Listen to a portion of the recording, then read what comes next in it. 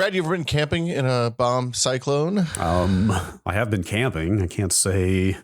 Did we have a bomb cyclone? I thought it was an atmospheric river. I'm going to go ahead and tell you. I have been told there's a picture. The first thing I saw when I turned on Twitter after I came back from camping on Monday and Tuesday was a Twitter post from the National Weather Service that showed a circular storm with a hole in the middle. And they described it as a bomb cyclone, which I thought meant it was a really good cyclone. But it turns out not so much. Yo, the cyclone is bomb. Oh, yeah. Anyway. Yeah. It was really rainy and it was really, really windy. And power went out at the lodge where the kitchen stuff worked. So that was exciting. I think I've said this on at least one other podcast this week. Too many podcasts. But there have been like 3 days now so far this year where I was worried one of the windows was going to break in this apartment. Like things were whipping into the windows. I mean, rain and wind, first of all. We also have a little magnetic screen door that hangs over the back door out to the porch. That thing was whipping into the window so hard. I was like, I might have to go take that thing down. I'm worried this is going to break this glass. It sucked glass out of the Salesforce Tower downtown. What? Like it sucked a couple of windows out. Suction? Like outward? They popped out and fell to the ground below. God. Luckily, no one was killed. Holy shit. Yeah, that's like, I mean, that's one of the tallest buildings in the city, isn't it? It is the tallest building in the city now. If that came from an upper floor, yeah, that could just like... Turns out if it's much above the 40th floor, it probably doesn't matter which floor it was on. Fair. Terminal velocity is a thing, but God, I don't even want to. Now I'm picturing the effect of. Let's move on.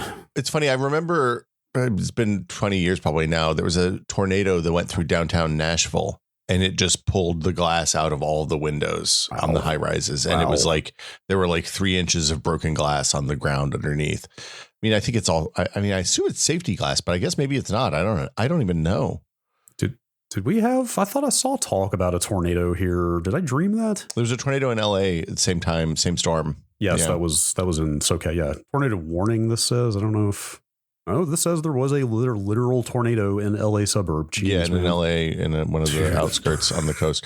It was, so we were camping at Point Reyes with the kiddos class.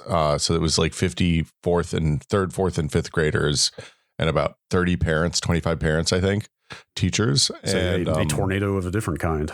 Yeah. I mean, look, I'm going to go tell you, if you have the opportunity to go on your children's overnight field trips and be a chaperone, you should absolutely do that because it was really fun and you get to meet the other parents and the other kids and like you see the social dynamics at play.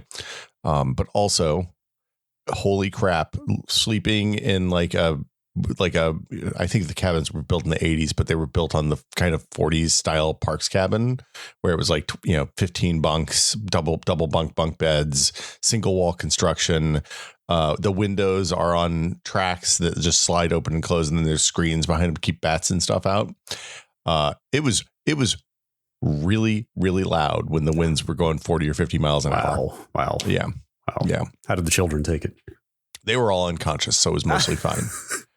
There was one kid that was like, "Well, is this a scary storm?" I was like, "It's okay, man. Don't worry about it." Wait, child addressed you by your first name? No, Mr. Smith? Oh, we're a first name school. They they first name the teachers. Oh, no kidding. Yeah, we don't have any Misters or Mrs. Interesting. Yeah, no. Mrs. Stephens never would have let that fly. Oh, yeah. Well, when I explained to my daughter that at most schools you have to call the teacher by their last name, she's like, "I don't think I've ever known any of my teachers' last names."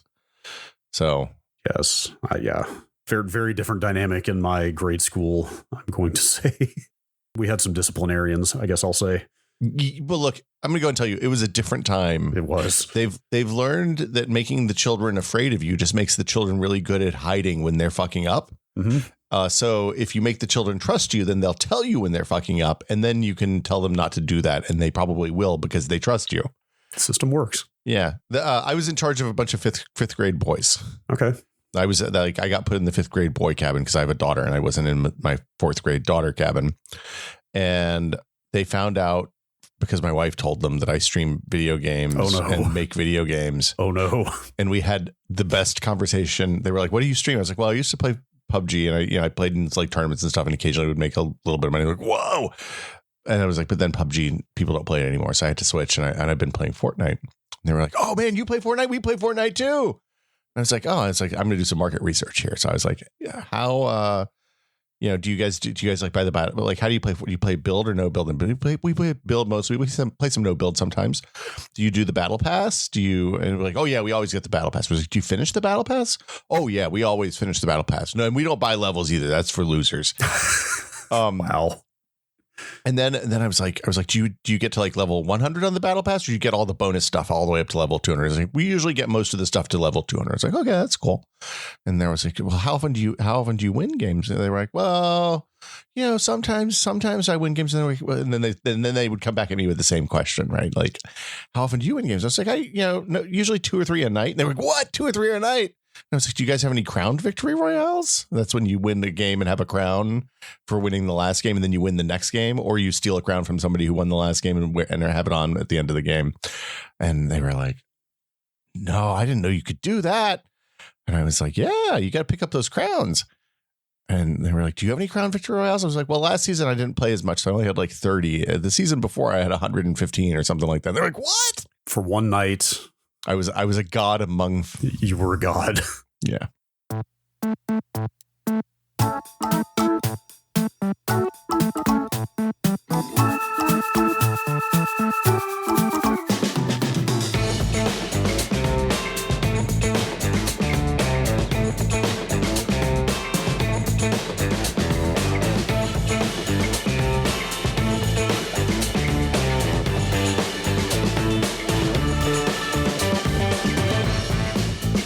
Welcome to Brad and Will Made a Tech Pod. I'm Will. I'm Brad. I like that. That was like a dramatic pause after the welcome there. I had a drink. Well, hey. Sometimes out of adversity comes art.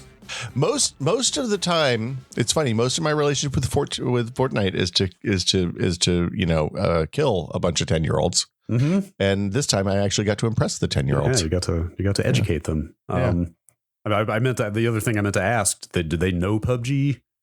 Yeah, they knew of PUBG, but they knew I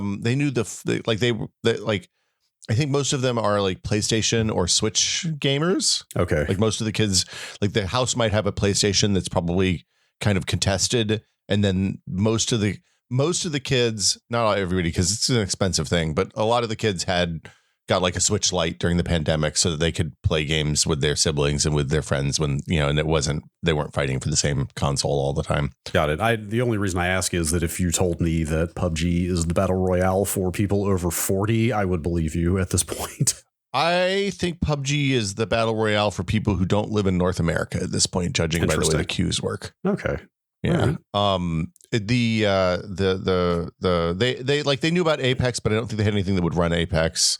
They asked about COD. They asked about Warzone. Like they were well versed in free to play premium like console and PC titles. So like they'd all played DMZ. They'd done like extractions. They played both the Warzone mode and the kind of normal competitive DM mode that's part of COD, but they hadn't. Yeah, that's so weird just to think about what I was playing at that age. Like those sound like grown-up games to me. Those sound like games that people in their 20s and up play. But like, I mean, what are we talking about here? Like 10-year-olds? 10 and 11-year-olds. 10-year-olds. I was playing like Super Mario Brothers 3. When I was 10, I would have been we were playing like Legend of Zelda because that was the new hotness then, right? Yeah. Anyway, we're old. Let's answer some questions. Yeah, it's the episode, the last episode of the month. That means we turn Q's into A's. If you're in the Discord, if you're a member of the Patreon at patreon.com/techpod, that's patreon.com/techpod, you can just post in the question seeking answers channel. If you're not, you can send an email to techpod@content.town, which I just realized that I didn't actually check this week because that's okay. We got a ton of good Discord questions. So we'll stack them up for next month. Yes. Then. Stack those emails. Shall we get into it? Yeah, I'm ready to turn some Q's into A's, Brad. All right, here we go. I'm going to start with this question from Lee Hedassin. Why in the inferior Imperial system are sub-inch measurements done in fractions as opposed to decimals? Maybe the halving, 1/2, 1/4, 1/8, etc. makes sense, but as soon as you need a 5/32, isn't it time to give up and join the metric system? Okay, so I could not agree more. Same. the thing I will say is that if you do carpentry, you definitely use fractions. But if you do machining in Imperial, which a lot of people do, like a mill, lathe work, stuff like that, where precision matters, you do it in thousandths of an inch. Huh. So people will say, oh, like we need 5 thou tolerances on this. And that means you need a 5,000th of an inch tolerance. And they all represent that as decimals. So the funny thing is, if you get the wrong calipers, if you buy like digital calipers and you buy the wrong ones, you can only have fractions, you can only have thou, and it may not switch back and forth between them. And it's literally the worst of all the worlds. I am loving the repeated use of the word thou. Look, man, I don't know. It's just delightful somehow. That's just what the people. You got a thou. You got 1 thou. You got 2 thou. You got 3 thou. You got 5 thou. Yep.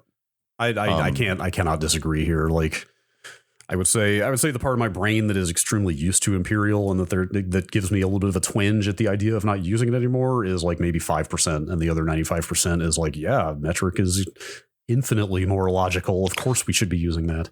Well, I feel like we stick with this now at this point just so we're the best in the world at fractions. Like, I could 5 seconds. That's somewhere between 2/8 and no, I can't even do the math in my head right now because it's too early.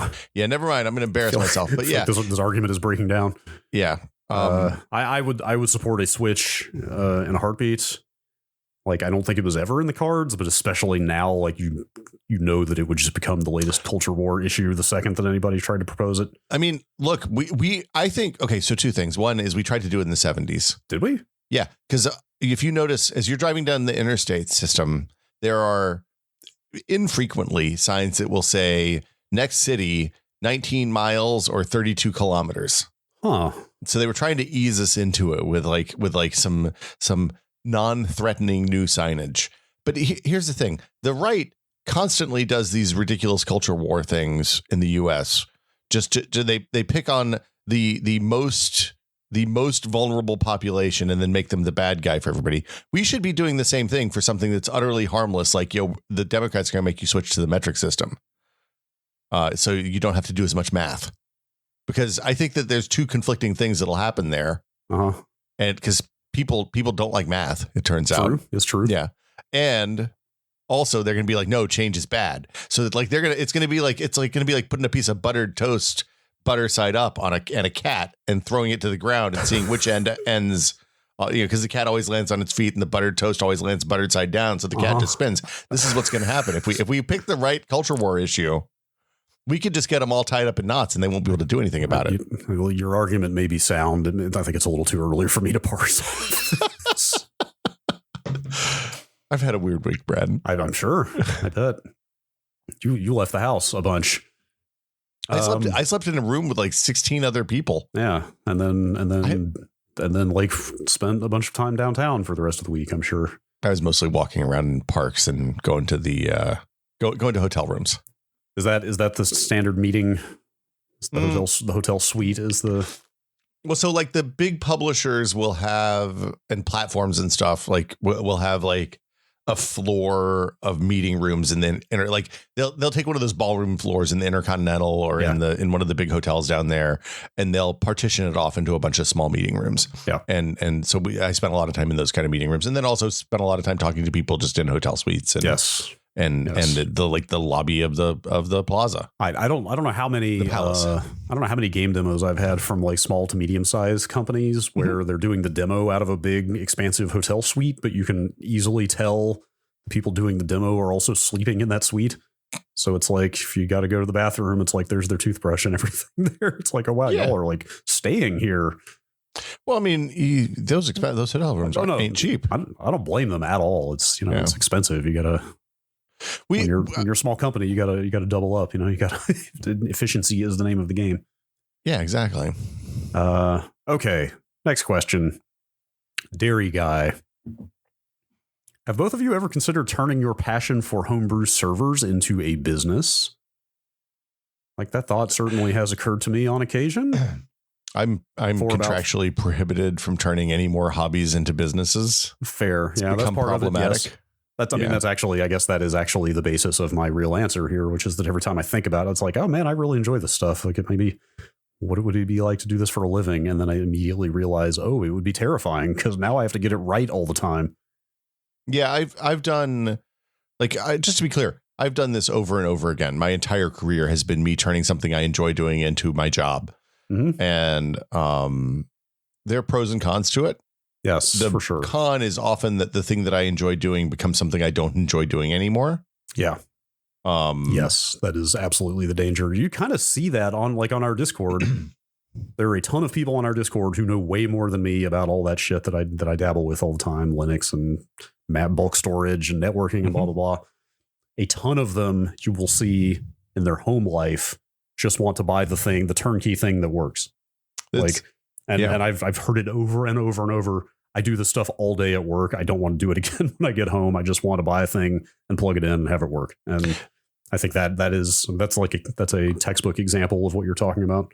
This is why I don't overclock computers anymore. Mm-hmm. I spent 10 years doing it, twice a week, and I'm good now. It turns out.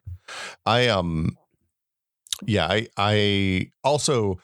ever want to be somebody responsible for support on somebody else's computers again. Yes. Because I did that when I was in college. Like one of the ways I paid for college was by building PCs for small businesses and running networks for them. And when that stuff went down, they would call me, and that would mean that I would have to stop whatever I was planning on doing that evening and go to their place and fix their network or fix the computer that they jacked up or that somebody installed malware on. And that is a business that I don't want to scale up big enough that I can afford to pay people to do that. And I definitely don't want to do it myself.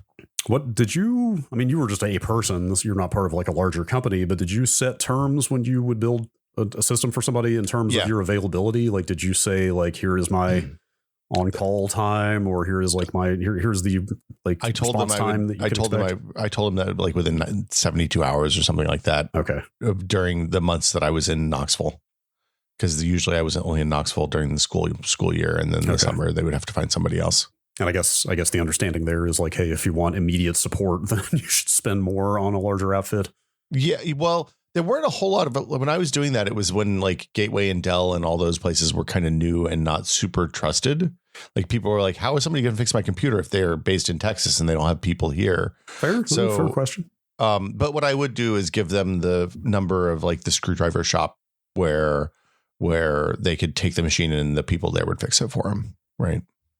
Yeah, this is before what do you call it at Best Buy? Geek Squad. Geek Squad, yes. Yeah.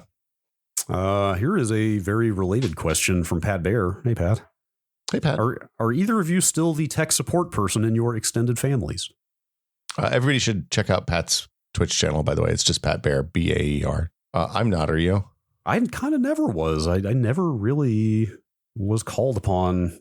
Most of my extended family lived right in the area, but I never really got hit with stuff like that. Like I've done a ton of that stuff for my parents, but it was all voluntary, and they're actually very much like, we don't want to take up your time when you're here visiting with this stuff. But I kind of can't help myself. Like every time I go to their house, I see stuff that I want to upgrade. Yeah, like if my mom or dad are having problems, I'll often help them with something. Like, my parents have at their house, they have cellular internet. So it's like they have a thing on a pole that points at an antenna on a mountain, something like 5 miles away or something. And I often get wow, your internet really is bad today, Will, when we're FaceTiming, like your video is dropping constantly. I'm like, man, I got to tell you, I'm pretty sure my internet's okay.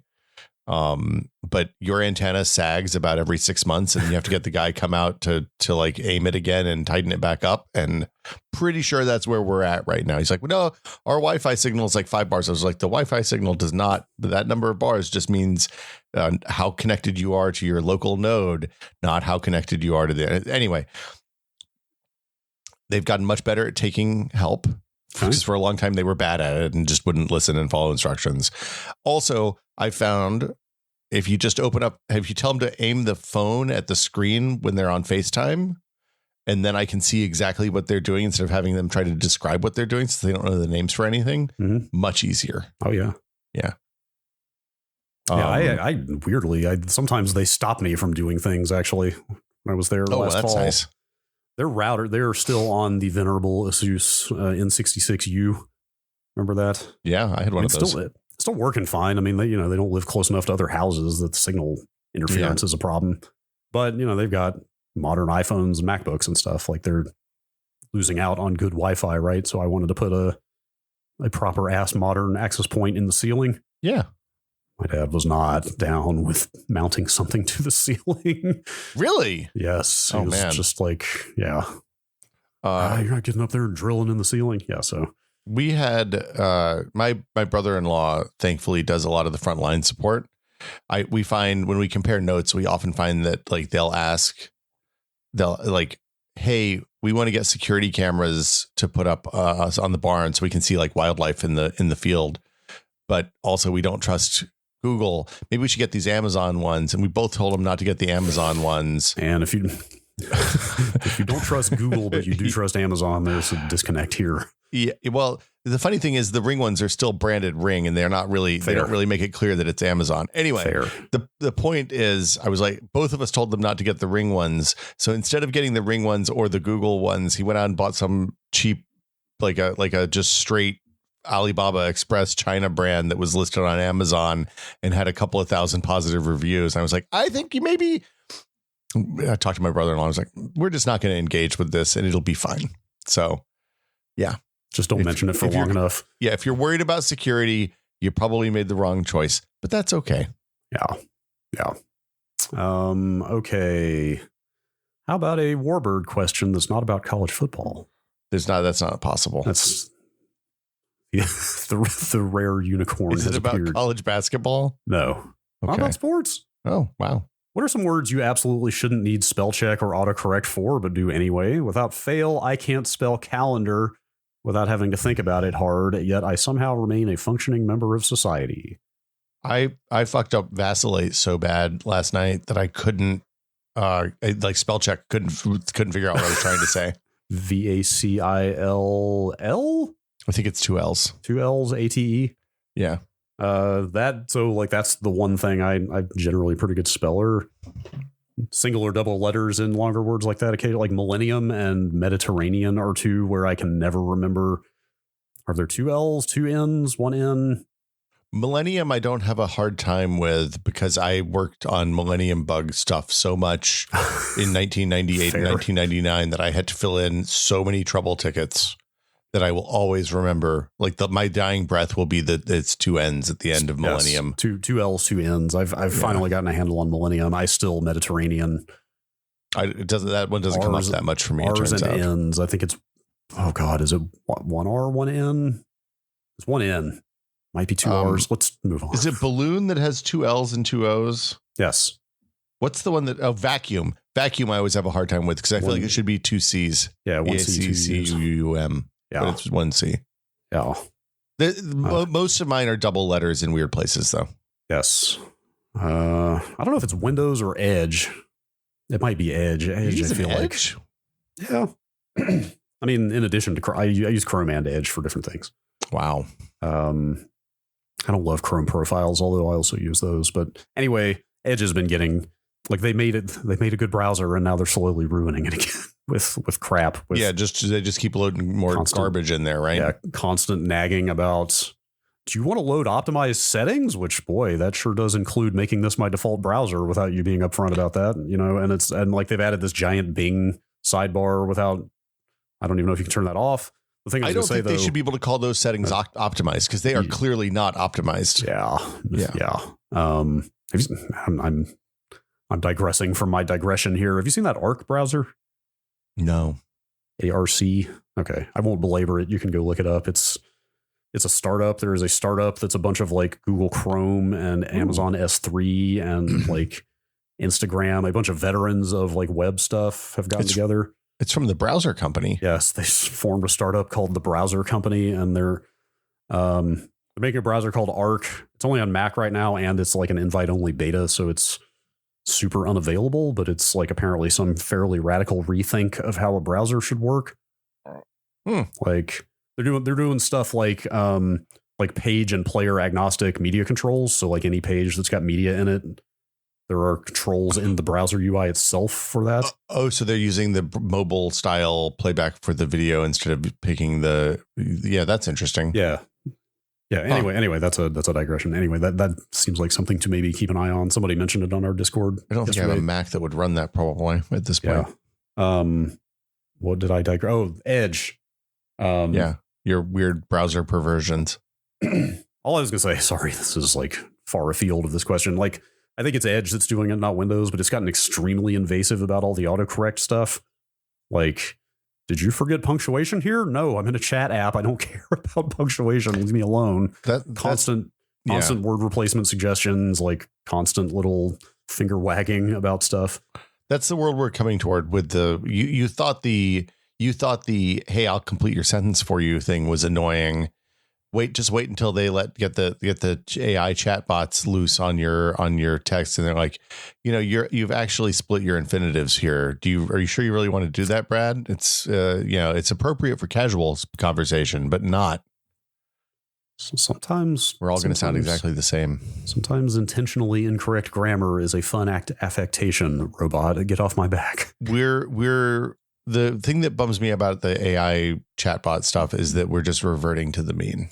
Like I don't see how it's anything but that, where everything becomes the most bland vanilla version of language. Anyway. Yeah. All right. Lunchbox 700. Is there anything in tech that you wish took an actually substantial leap forward because it feels like the same old for too long? I can't believe there were 699 other lunchboxes on the Discord when they signed up. It's a lot of lunchboxes. I found my Ewoks lunchbox in the basement the last time I was home. Ooh. From circa 86 or something. Let's see. What do I wish has taken a substantial leap forward? Instant answer for me is batteries. I'm going to go tell you, I think batteries improve so slowly that we don't notice. But I bet if you took a 2009 battery or 2013 battery and jammed it into your 2023 phone, you'd be floored at how crappy it is compared to what we got today. You were absolutely right. I was about to say that. Like, they definitely have gotten better, but it is iterative, Like, it's a slow and steady. Well, and we're also everything we're doing is using more power now too. So it's it's just keeping up rather than there's no leap forwards. In the spirit of the question, like, they're talking about just kind of a big leap. Like, what if batteries had 10 times the capacity tomorrow, or the charging behavior was more sensible, or they charged in 30 seconds, stuff like that. Yeah. I want the Back to the Future screen on the wall. I want my next TV to be a film that I roll out and stick on the wall. Sure. I don't think we're quite there yet. How about just like are we getting full science fiction here? How about just a floating screen that needs no medium upon which to project? Look, mine is a real thing. Yours is some made up science fiction bullshit. How cool would that be if you could just spawn your TV anywhere you want? I mean, when you get the eye implants, there you go. It keeps coming back to that. Cause like I see, what was it? The people who got the auditory implants, are now getting end of lifed. Their implants are getting it. Did you see this? Their implants are getting end of lifed. Oh, yeah. So like they're not getting software updates and things. The batteries will stop working or something. I don't know. It seemed really bad for something that's implanted in your head. Yeah, I didn't even know that such a thing existed. I assume those are like surgical. Yeah, surgically installed. Yikes. Like cochlear implants. Yikes. And the company went out of business or was bought, and the people that bought them are end of lifing the old company's products. Oh, that's terrible. And I mean, like all of that stuff makes me, it's honestly, it's the same as like the Volkswagen saying, hey, we're only going to support software updates on these cars for 15 years after the car comes out. And I think, man, cars last a lot longer than 15 years, right? So are we going to have these cars driving around with just insecure dashboards, or are you going to have to like download some janky, like hacked, user supported software for your dash stuff, or what? And I feel like we need to have actual, like, maybe there needs to be legislation about how long companies have to support stuff if they're not going to actually support it as long as it should be. And something in that legislation to address end of lifing stuff. Like there should be some protocol for end of lifing it. I don't know what that should be. This is kind of coming to me as I speak, but like something about if you're going to end of life this product, it needs to be left in a defined some defined state of either like, openness or like something that makes it viable for the long term, right? Like it feels like the standards for end of lifing my phone software and something that's embedded in my head or something that's in a high dollar item like a car or even like a home appliance like a fridge or a TV or something. It feels like there should be different standards for that, and that they should be like I shouldn't be surprised by my eyeball implant. So to circle back to the original question, I think I'm more interested in some things slowing down. Like I think as some categories change slower, it becomes more interesting because then I'm willing to maybe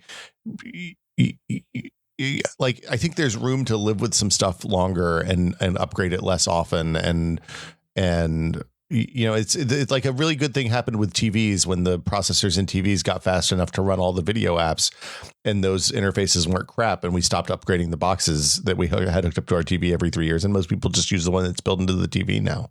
Like that, like we could use more of that and less of, hey, everything should be moving super fast. I could not agree more. There's a lot of stuff you can just buy and use until it breaks and be just fine. Yeah. You know, speakers, radios, we talked about that. You got that. My speakers are 20 years old. Yeah. Mine are about 15. My floor speakers in the living room, like they sound just like they did the day I bought them. They sound amazing. You've got that. What is it? A German made like 40s radio? It's a German radio from the mid 40s, post World War II. Right. Yeah. But like still totally usable. Works. You plug it in, you turn it on. I can hear shortwave BBC. Yeah. I have to put an antenna up. Some stuff just works and continues to work, and that's good. All right. Question from Covoid. I don't have an informed answer here, but my guess is I think I know what the answer is. How bad of an idea is it to run a GPU off of two separate power supplies? I have a Radeon 6950 XT and I'm missing a cable for one of its 3 8-pin connectors. I have a spare non-modular power supply with the right connector to fit that third slot. If I plug that in and boot them both up, will it fry the card? What's the jankiest thing you've ever done while building a PC? I think that'd be fine. I don't know. So? How are you going to hotwire? Is the second PC CPU hotwired so it's always running? The more likely thing is you'll burn out the second power supply when there's no load on it. Because the PC power supplies require a load generally, or they have components that overheat and bad things happen. I mean, I guess if you boot, well, how would you activate the power supply though? So there's no ATX connection because you've got that hooked to you've got the primary power supply hooked to the main board. So like, I mean, you can short the pins or whatever if you time it right, I guess. Well, I mean, generally what you do to get a power supply to turn on is you just close, you make a loop between, I can't remember which 2 pins is. It's like pins 3 and 4 or something like that. That's what I meant. Maybe short was not the right word, but that's what I meant there. Well, or you can get a little adapter to just plug in that'll bridge those two. Yeah, you can get they're called like it's a I can't remember what they're called, but basically the thing you want is it's a female ATX connector, the 24-pin ATX connector that shorts the right 2 pins. I mean, you could also do it with a paper clip or something, but that's ill-advised. But then you also want something that puts a pretty good sized resistor across the load pins for whichever bus it is that's important to keep a load on, or else the whole thing torches. It's probably easier to just buy a replacement cable. Generally, if you call your vendor, they'll send you one.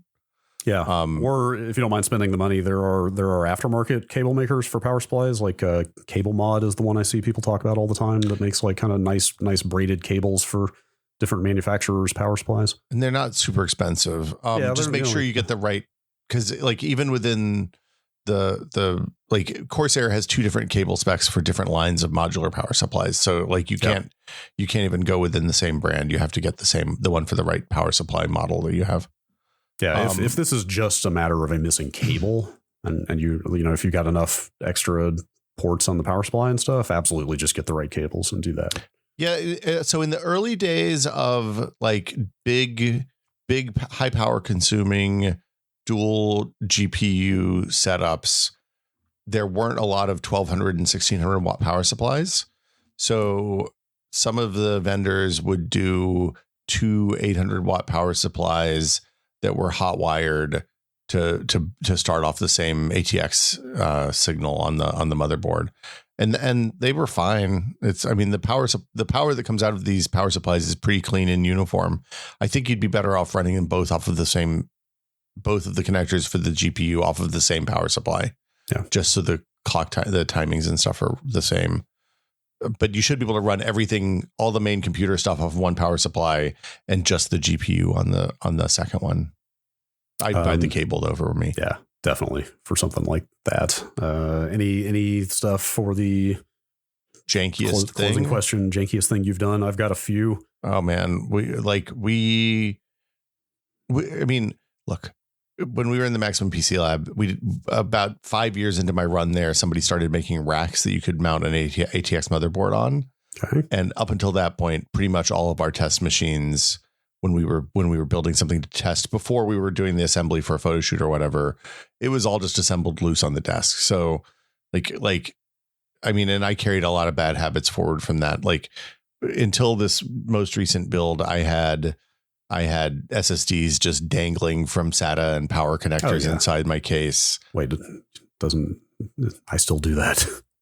I always feel bad about it, but I still cardboard box my build first before it goes in the case. I still just assemble the basics on top of a cardboard box. Oh man, I go straight in now. No. Make sure it boots. I'm excited when I go build with PC World in some weeks. They've got those fancy, I don't know what you call them, the little pegboard mount looking. Like they're basically just sort of metal standoffs, big posts that are ATX spaced, so you can lay a motherboard on there like cleanly and like mount all your hardware. It's like test bench stuff, right? Yeah. I'm excited to try one of those, and because we don't need to get into it too much. We'll do an episode on my build once it's done. I hope so. But AM5 and DDR5 platform stability is a whole ass thing. Mm-hmm. I may be in for a little bit of a roller coaster here looking at people's experiences. So I think it's going to be very important to put nothing but RAM and CPU in that thing first. And then run it for a little bit. And not like burn it in, but just to boot it and make sure that it boots. Like there are straight up people just not posting with DDR5 on AM5 without some work. And so we'll see.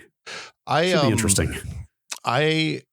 Let's see. There were one time I can't remember what CPU it was. It was probably it was before Intel went to the ball grid array, or the reverse, the pins on the socket and the pads on the CPU.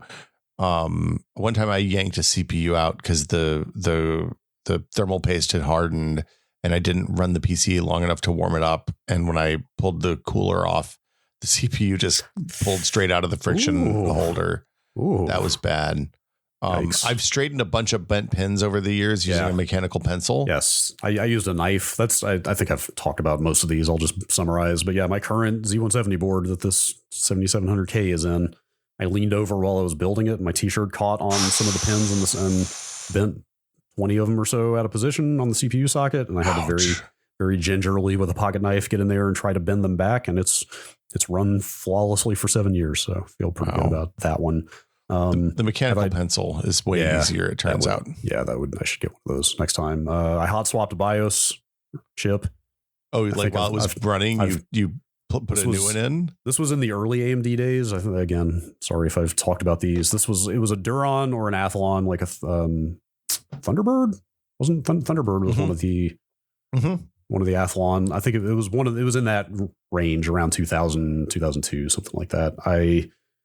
I think it might have been some like not hacked, but like edited BIOS that somebody had like toyed with, or it might have been a beta BIOS from the board. It was some non-standard BIOS that I tried to flash to my machine to probably try to squeeze an extra 50 megahertz out of the chip. The flash went bad. The system would no longer post. My roommate was out of town for business a lot, and he happened to have the exact same motherboard as me. Did you do this without consent, Brad? I hope he's not listening to this.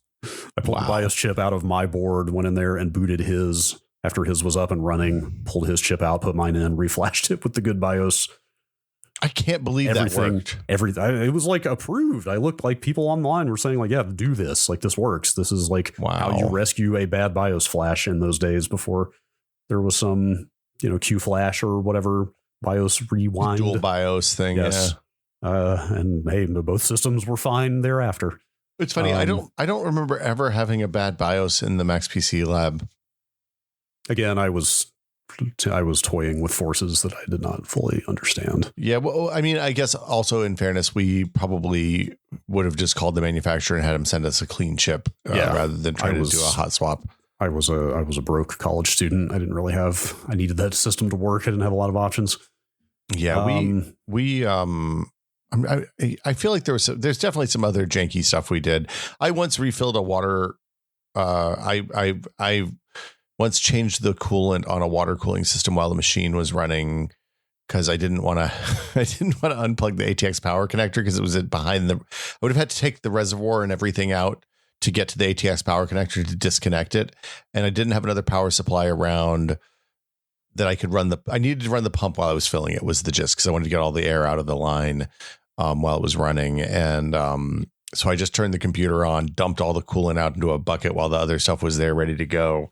And trusted that the computer would throttle down quickly enough that it didn't destroy anything, and then poured the new coolant in as fast as I could on top of the running computer. It was very exciting.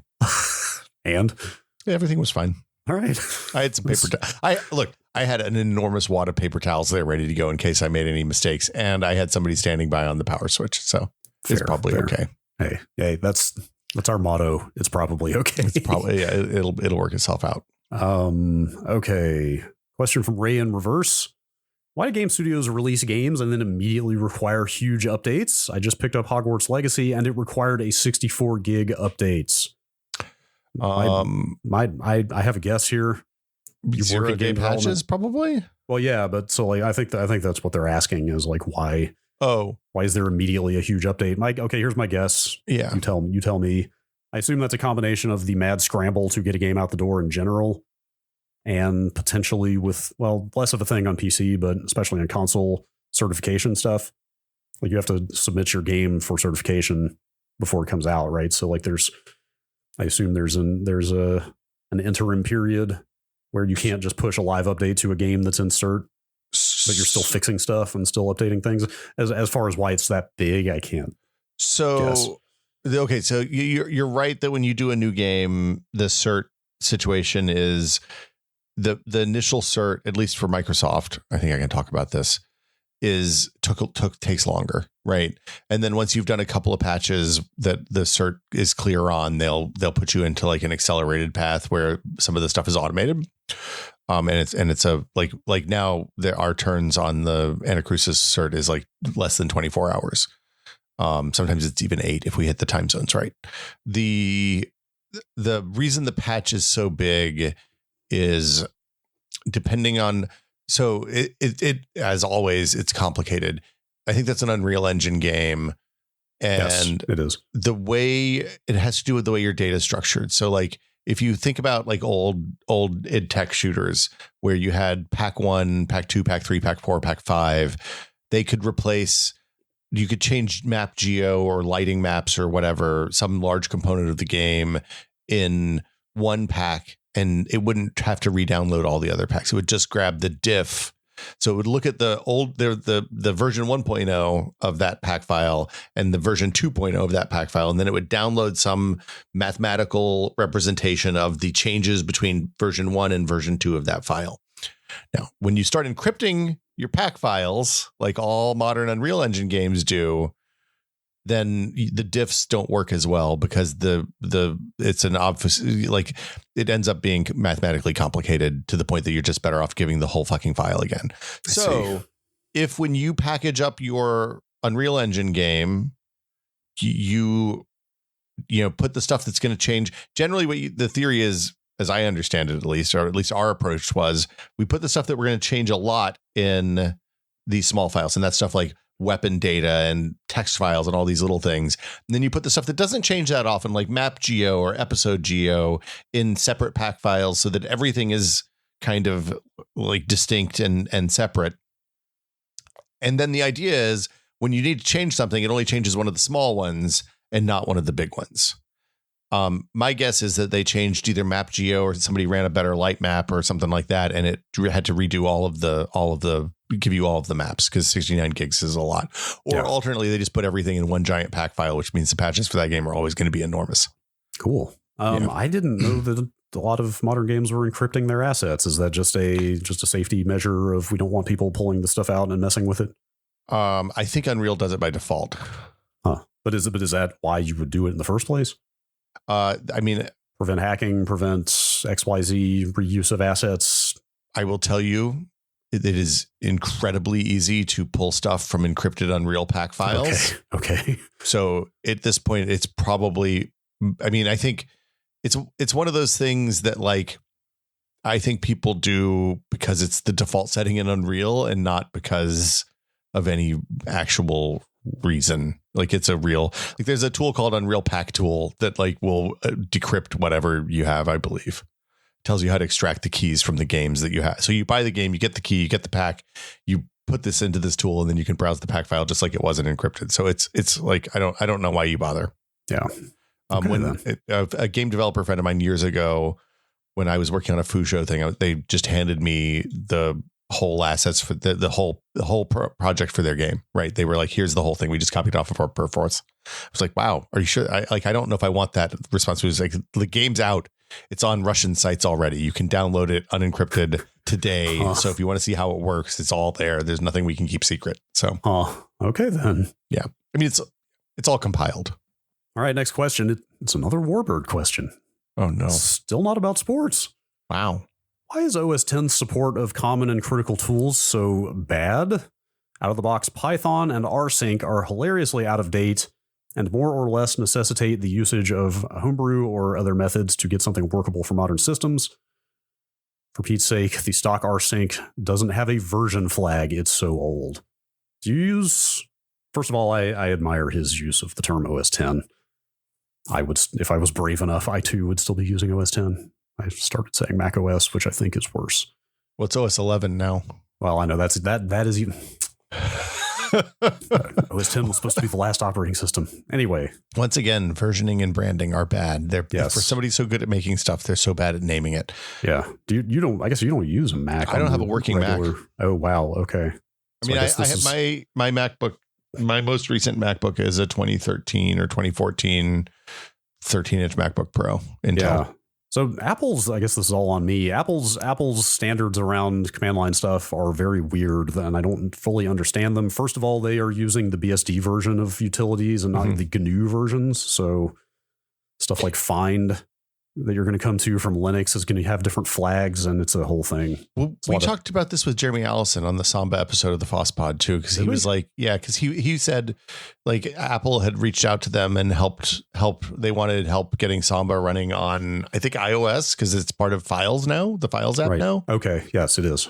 And he was like when he started talking to them, they were using an ancient version of Samba, and he was like, if you update to the newer ones, then these problems are solved. And then he thought that they just backported the fixes into their old versions. That's entirely possible.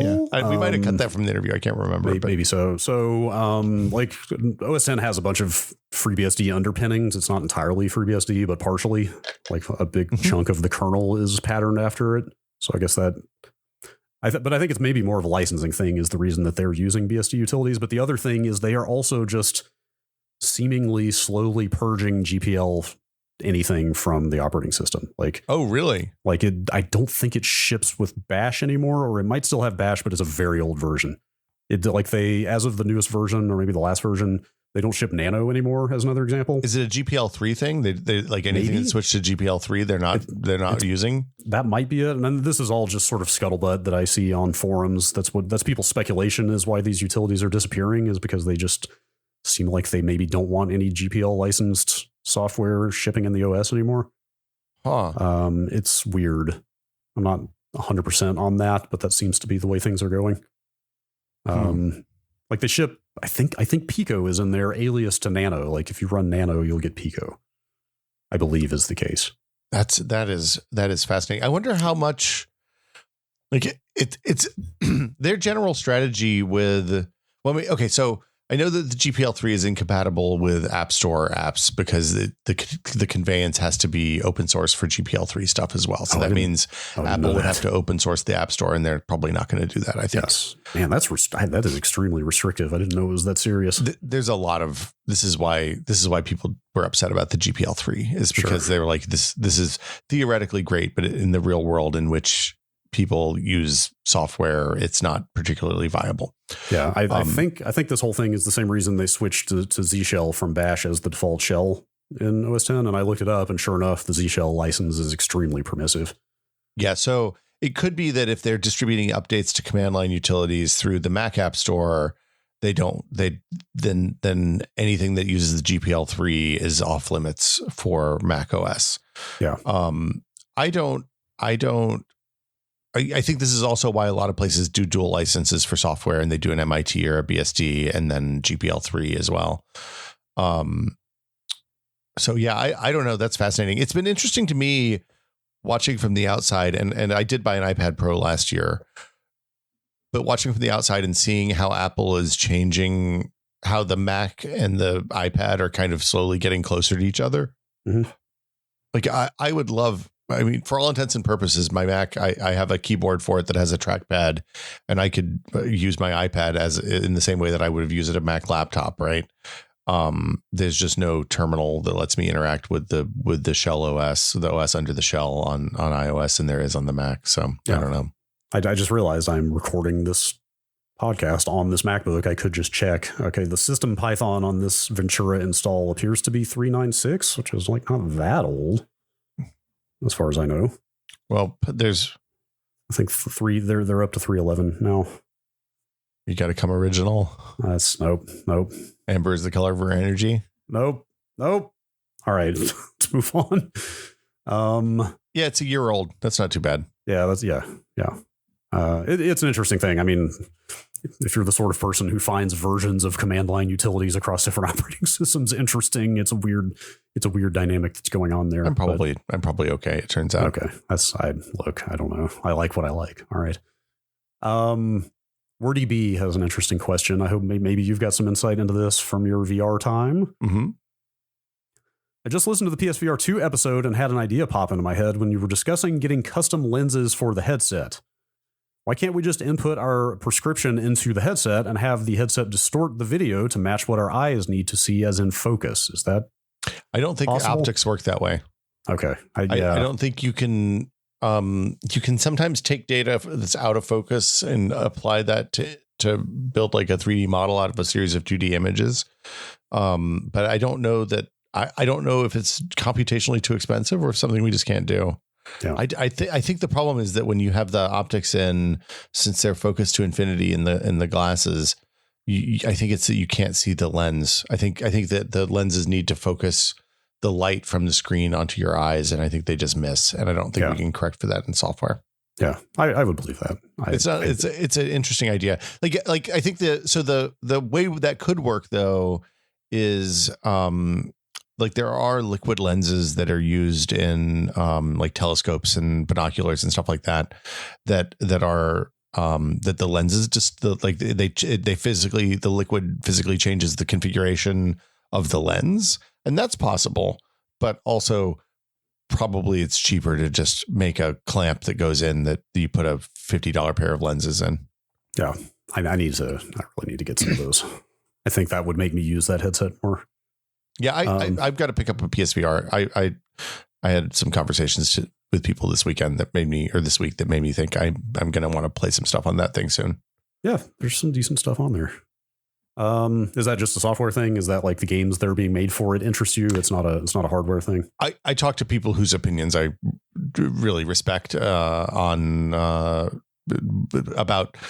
let's say, some current and upcoming titles. Oh, and I was excited about the things that I heard. Ooh, so that's exciting. And I believe that the things that were referenced were all exclusives. So, okay, yeah, all right. Also, I talked to somebody who's like, yeah, that Horizon thing is the bomb. So it's cool. I need to finish it. I was really enjoying it. All right, let's whip through a few more questions here. Beware of the Leopard. How's the Halt and Catch Fire rewatch going? I don't have any services that have it. Is this a threat? I don't know. This sounds threatening to me somehow. No, Halt and Catch Fire.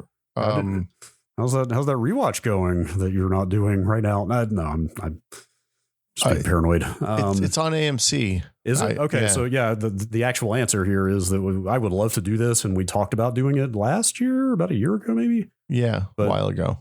Whenever it was, we talked about it. It had just disappeared from common streaming services. I think it was Netflix, right? It was on Netflix before. Yeah. It had just dropped from Netflix when we talked about doing it. And I was very sad. And I don't think at the time it was anywhere else. Well, also you're a little overbooked on watching stuff and talking about it podcasts at the moment. Time to watch extra stuff is extremely limited at the moment, but if it's back on stream, well, did you say it's on the AMC service? It's on the AMC service. Man, I don't know why the AMC streaming service for me is the poster child of there are too many streaming services now. Like that's the one when I heard that it had debuted, I was like, okay, come on. So come on. We generally have one floater that like switches back and forth between like Peacock or Paramount and the what are the people that made the good DVDs? Criterion. Yes. And I guess I can add AMC to that rotation, but like sometimes the fight between Paramount with new Star Trek seemingly every third day and Criterion with like they do these themed months that are really good. So like I'll fire it up for a month when they do Samurai Month or something, and we'll watch a bunch of samurai movies. Yeah. Yeah, we should do that at some point. I don't know if the streaming situation, like you want it to be widely available for the people listening, right? Like that's the thing, is you want it to be easy and hopefully not super expensive for the people listening to the podcast to also watch the thing. And if we had thought of it earlier while it was still on Netflix, that would make it a lot easier. But we should definitely wait a minute. Wow, the show has Lee Pace and Mackenzie Davis in it. Yeah. Man, we have to watch this. We have to watch this. I watched most of the first season and was completely blown away. Oh my God. Okay. You know what it's about, right? God. Yeah, no. Well, vaguely. Is it actually about Compaq, or is it about like fictionalized? It's about Compaq knocking off the IBM PC BIOS, but it's not. So it's not a fictionalized version of Compaq. It's a fictionalized version, But it's like it is the fictionalized story of, hey, we're going to clone IBM's wildly successful PC, and so we can then sell software that runs on IBM's wildly successful PC. Okay, for our PCs. I just saw the description of episode 9. Complications menace the PC at Comdex. Yeah, like the show is made for me. Mackenzie Davis is hired to like closed room redesign the BIOS without any knowledge of how the BIOS actually works. Man, okay, it's fucking great. It's really really good. If people know of other viewing options for this show that would make it more likely that we would do this, look, I'm sure somebody's going to tell us that we can sail the high seas. We are aware. Thank you. Yes, that's not what I meant, but yes. I will happily sign up for AMC for a couple of months to watch through this. Yeah.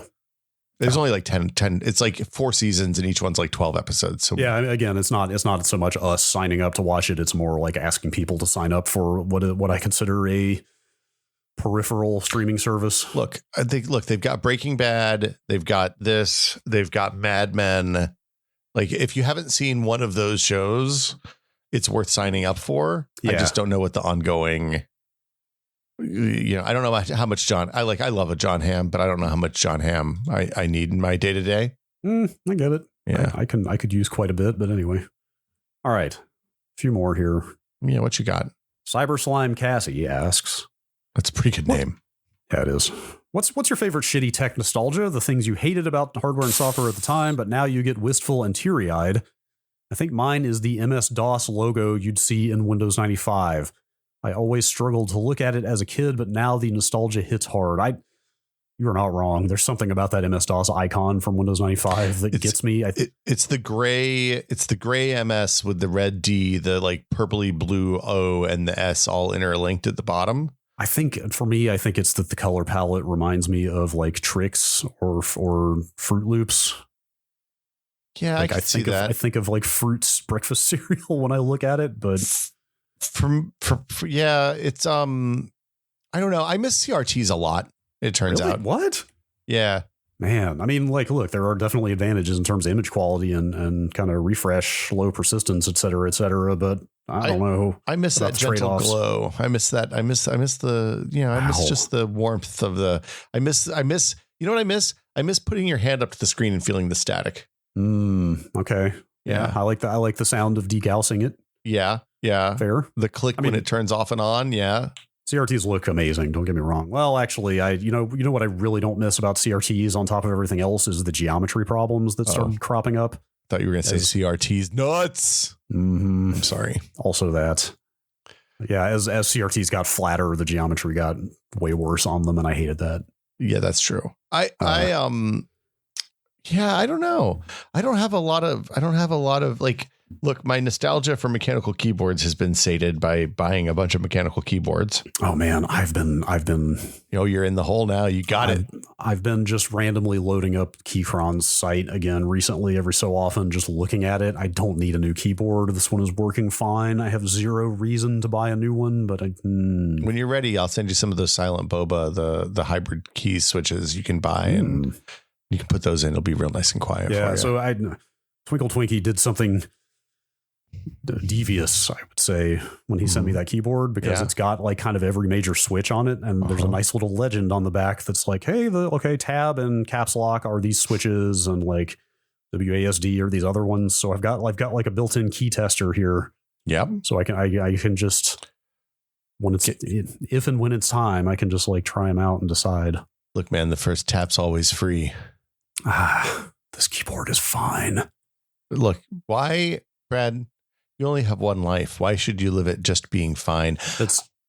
Well, okay. I mean, I've said it before. It's how quiet this thing is the real reason, because being able to type while on a microphone and have it not really pick up is pretty nice. Yeah, but you bought that nice microphone with the good off-axis filtering, and it's true. Yeah, you put a little desk mat underneath your keyboard so it softens out the impacts a little bit. There's ways you can make this work.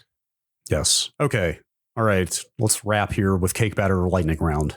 Okay, lightning round. We need theme music or something for this segment. Cake batter lightning round. All right.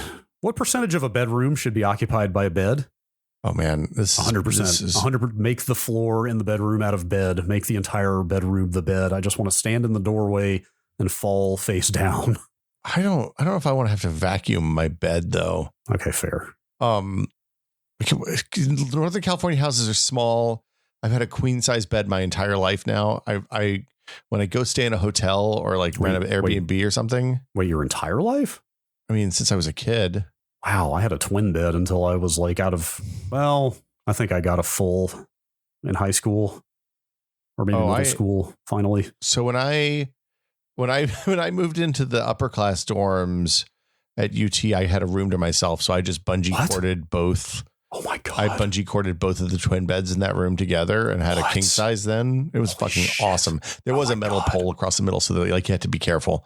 You had a room to yourself? What? I had a room to myself with its own phone port too. It sounds like a room intended for two people. It was a 4-person suite with 2 bedrooms and a kitchen and a living room and a bathroom. Okay. And was it just a low occupancy thing? We don't have enough people to fill these? Look, okay, I'm going to go ahead and tell you. There was some drama with my initial room, and they did me a make good because there was some nefarious business happening in the first room that they put me in randomly. And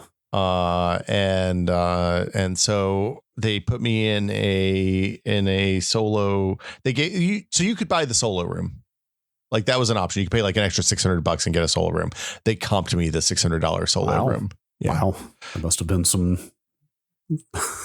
We won't get into it. There was a fair amount of crime happening in my first dorm room. I see. Yeah. I see. Yeah. Okay.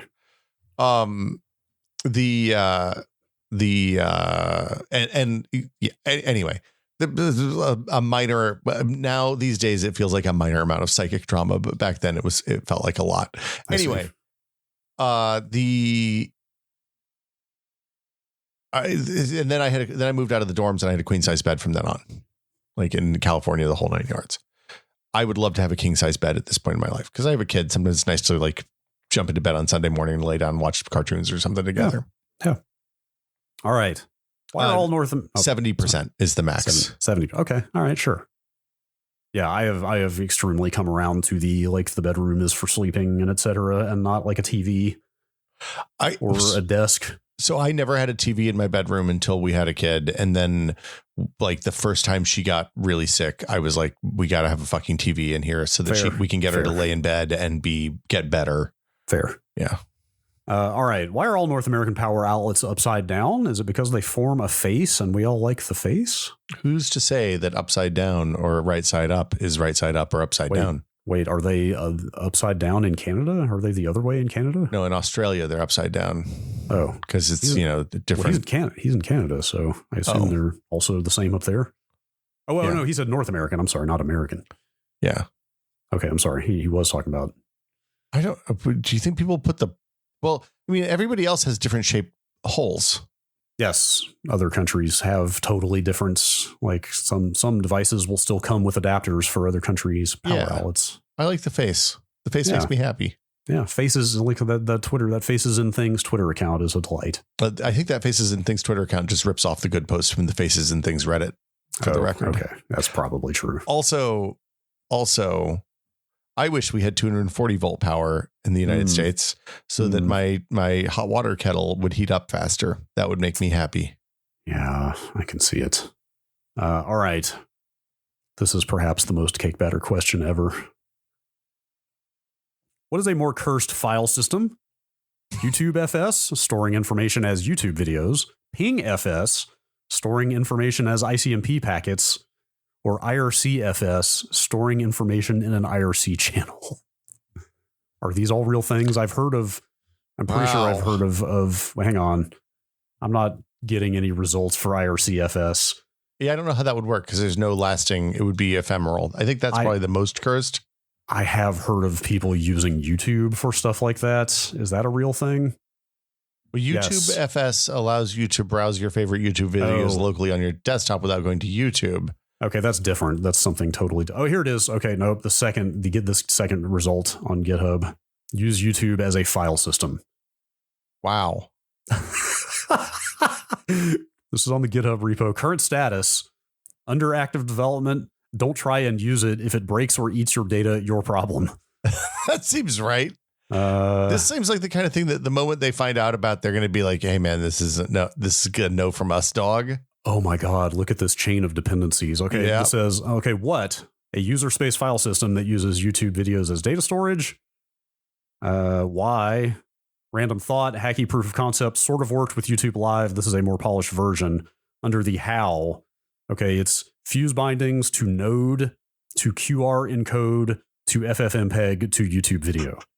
So, you probably... with enough work, could use YouTube as functional infinite cloud storage, but not there yet. So my question for cake batter is, when you conceptualized these cursed file systems, did you know that this is actually a thing? Okay, so actually, to his credit, PingFS is also a real thing. I'm looking at the repo for that. Stores your data in ICMP ping packets. Wow, that is super cursed. And this looks like it's probably more fully formed. I don't even understand how that would work. Like, where would the packets live? Like, where are they stored? That's the question. Oh, well, maybe I can just read from this and answer that question. PingFS is a file system where the data is stored only in the internet itself as ICMP echo packets or pings. Okay, wow, that's exactly what I thought it would be. Traveling from you to remote servers and back again. So that means the data is always in motion, right? Yeah. That's insane. So it lives in the routers. It lives in the nodes, man. Dude, it's a ghost in the machine. This is one of the craziest things I have ever heard. Like, is that a real thing? The airplane that's in the air at all times? With TCAP? Is Is that that's not a nuclear football thing, is it? No. It's the EACP, I think, right? What is the function of that airplane? No, it's not EACP.